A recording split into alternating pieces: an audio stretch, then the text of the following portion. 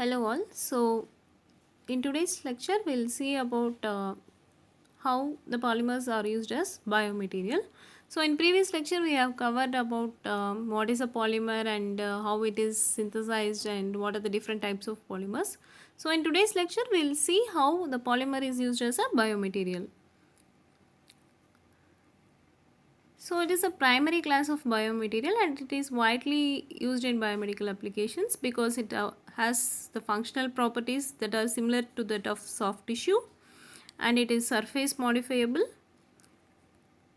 it is sterilizable, and it is design flexible, like we can make different shapes and structures out of it because of its composition, and hence it is widely used in biomedical applications. So biocompatibility is one factor while we are synthesizing a polymeric biomaterial.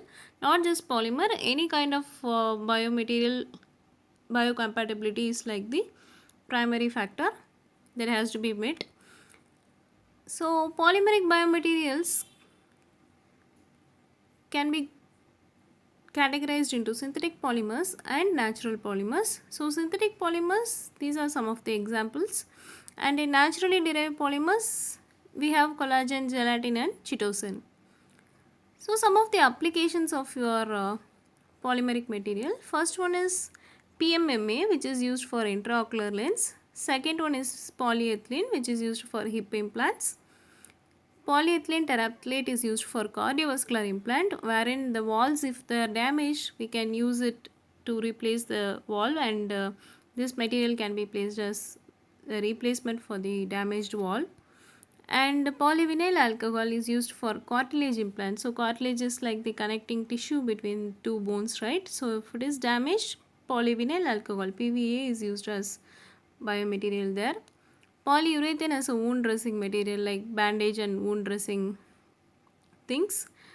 And polyglycolic acid as degradable sutures. So degradable sutures is generally any surgery, post surgery, the sutures will just degrade by itself and it will get fused with the tissue.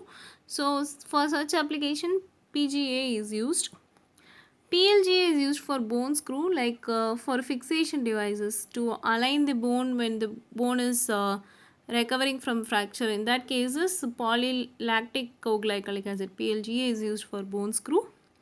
Polyvinyl siloxane is used for dental impression material. So this you would have seen in many dental clinics, and also when they are making the dental implants, they will take the impression of the oral cavity. So for that purpose PVS is used. And polyethylene glycol is used as a drug delivery system, which is for targeted cell drug delivery. And polyhydroxy methyl acrylate PHEMA is used for soft contact lenses. So this table gives furthermore detailed note on non-biodegradable polymers and biodegradable polymers and their applications. So this is available in your textbook, so you can refer this. And moving on to the classification of polymeric biomaterials. So naturally derived polymers are produced from natural or biological systems, or it can be chemically synthesized from a biological starting materials.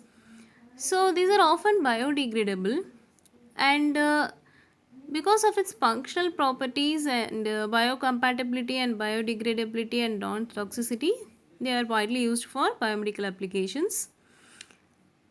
So we'll see some examples for the naturally derived polymers. First one is collagen. So collagen has better property like biocompatibility and biodegradability. It is primarily a structural protein of the natural extracellular matrix. So mainly two different types of collagen are widely seen and are most abundant, type 1 and type 3. So type 1 has 2 alpha 1 chains and 1 alpha 2 chain. Type 2, type 3 collagen has 3 alpha 1 chains and its diameter is around 30 to 130 nanometer.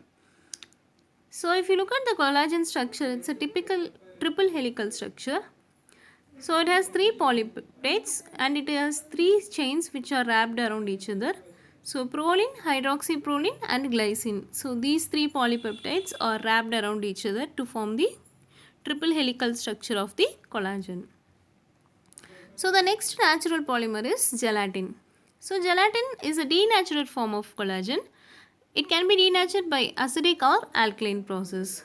So there are two types of gelatin. One is gelatin A, another one is gelatin B.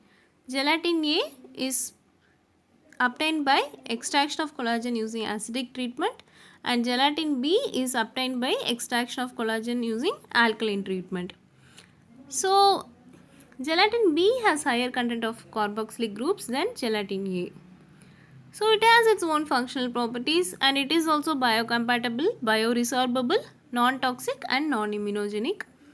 So one thing about gelatin is it has a low coagulation activity towards platelets. So that is one thing which is to be noted, because previously when we saw about metallic biomaterials, this platelet activity seemed to be a problem in metallic implants.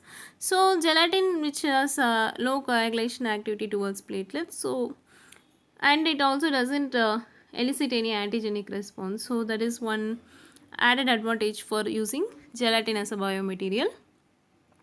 The last type is chitosan. So chitosan is a naturally derived polymer, and it is obtained by alkaline decetylation of chitin. So the chitin is extracted from the exoskeleton of shellfish. So it consists of two steps. First step is deproteination using dilute sodium hydroxide.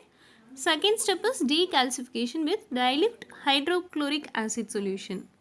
So the chitin that obtained is subjected to N-deacetylation by treatment with 40 to 45% of sodium hydroxide solution. So finally, after all these treatments, you will get the chitosan. So chitosan is also biocompatible, biodegradable, and it does not evoke any immune response.